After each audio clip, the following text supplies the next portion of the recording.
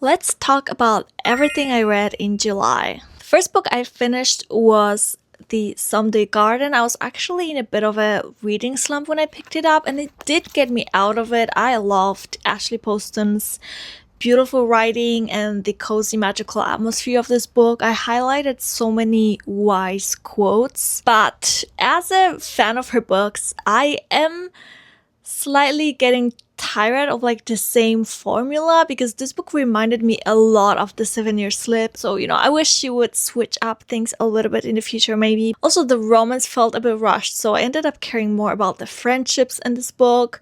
But other than that, it was a very enjoyable read. Then I picked up The Last Time I Lied by Riley Sager. Considering the summer camp setting, it's such a perfect thriller to read during the summer. First half was a little slow, but the last 20% was an absolute roller coaster full of plot twists that had me gasping, and maybe the final plot twist was a little far-fetched, but by that time, I was having so much fun that I didn't really mind it that much. Overall, I had lots of fun with this thriller. Next, I read Mostly Human Resources, which was an ARC. So thank you, NetGalley, for sending me a digital ARC of this book.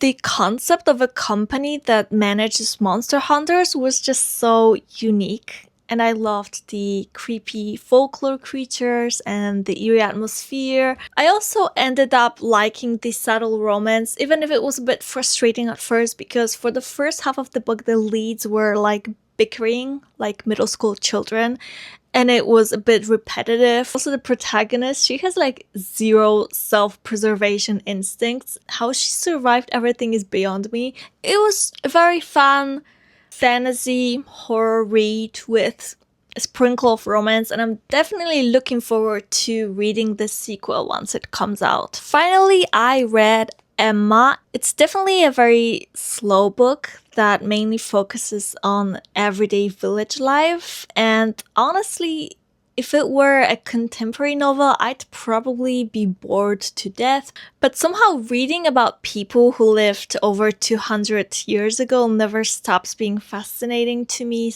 Jane Austen created such a distinct cast of interesting characters. Emma was a bit of a headache, but I think in a way she was like realistic and even relatable at times. So I had fun reading about her. And even though I'm usually not a fan of Friends to Lovers, it works so well in this book. Those were all the books that I finished reading in July. Let me know what your favorite read of the month was down in the comments below.